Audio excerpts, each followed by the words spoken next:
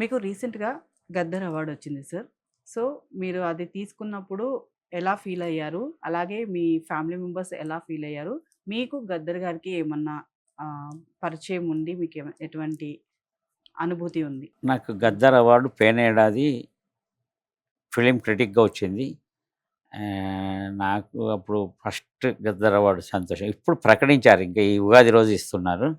Second కంటిన్యూగా. ఇప్పుడు 'పైడి Jayaraju' documentary మీద వచ్చింది ఈసారి. 'గద్దర్' గారితో నాకు పరిచయం ఉంది. 'గద్దర్' గారి ఎన్నికలప్పుడు 2018లో మా తమ్ముడి ప్రచారానికొచ్చారు. తర్వాత నేను తెలంగాణ మీద డాక్యుమెంటరీ చేస్తున్నాను ప్రస్తుతం. ఆ చేస్తున్న క్రమంలో ఆయన ఇంటర్వ్యూ కోసం అడిగాను. ఆ రోజు విమలక్క, గంట చక్రపాణిలో ఇంటర్వ్యూ చేసిన తర్వాత ఆయనని ఇంటర్వ్యూ అడిగితే, "నేను వస్తున్నా, వస్తున్నా" అన్నాడు. "రాలేదు అన్నా ఇంకా మీరు రాలేదు" అంటే, "లేదురా నాకు కొంచెం హెల్త్ బాలేదు. వర్షం పడుతుంది. నేను రాలేను. డాక్టర్లొచ్చారు. వద్దంటున్నారు బయటికెళ్ళడం" అంటే, "పోనీ నేనొస్తాను" అంటే, "సరే మాట్లాడు డాక్టర్లంటే" "లేదు లేదు ఆయనకు కొంచెం ప్రాబ్లమ్ ఉంది. హాస్పిటల్‌కి తీసుకెళ్తున్నాం" అన్నారు. హాస్పిటల్‌కెళ్ళినోడు అటే ఎళ్ళిపోయాడు. హార్ట్ అటాక్ వచ్చి చనిపోయాడు. ఆ ఫోన్‌లో ఆ రోజు 3, 4 సార్లు నేనే చివరిగా అట్లా దూరం నుంచి మాట్లాడినవన్నీ తర్వాత హాస్పిటల్‌లో జాయిన్ అయ్యాడు. అది మటుకు ఎప్పుడు గుర్తుండిపోయేది. బాధ అనిపిస్తది. అరే! మేము ఆయన ఇంటర్వ్యూ చేయలేకపోయామే. సరే ఆ లోటు వాళ్ళ కూతురు వెన్నెలక మాకు చాలా ఎప్పుడు కలుస్తుంటది. వాళ్ళ నాన్న జ్ఞాపకాలు పంచుకుంటుంటాం. అలాంటి మహనీయుడి పేరు మీద పెట్టిన అవార్డులు నాకు వరుసగా రెండోసారి కూడా రావడం చాలా ఆనందం. సార్ మీకొక యూట్యూబ్ ఛానెల్ ఉంది. సో, ఆ యూట్యూబ్ ఛానెల్‌లో మీరు రాసిన కవితలు, రచనలు ఇలాంటివి పోస్ట్ చేస్తారా? రాజకీయాల గురించి ఇవన్నీ కూడా పోస్ట్ చేస్తారా?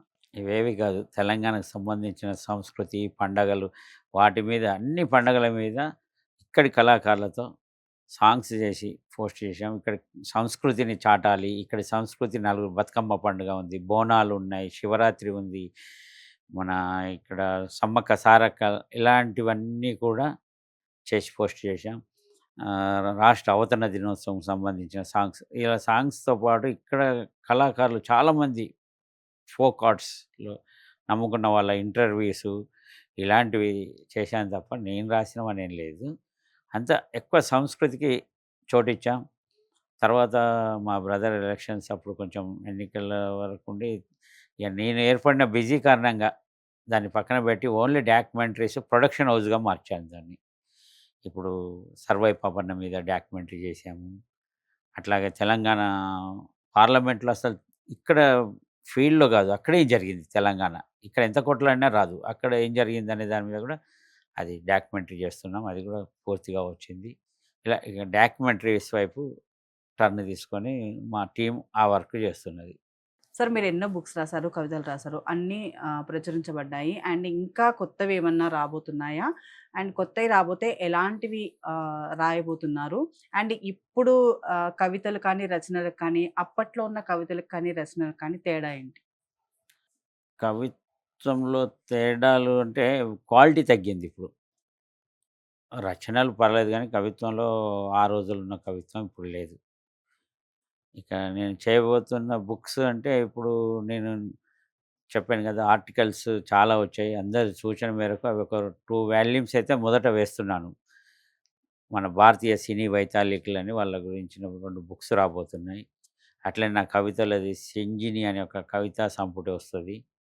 ముఖ్యంగా అన్నిటికంటే ముఖ్యంగా నాకు ఇష్టమైన నటి జయసుధ. జయసుధ గారి పేరు మీద ఆమె బయోగ్రఫీ రాసేసాను. Already completed. ఒకసారి జయసుధ గారు ఈ వచ్చే నెలలో చూసి ఫైనల్ చేస్తారు.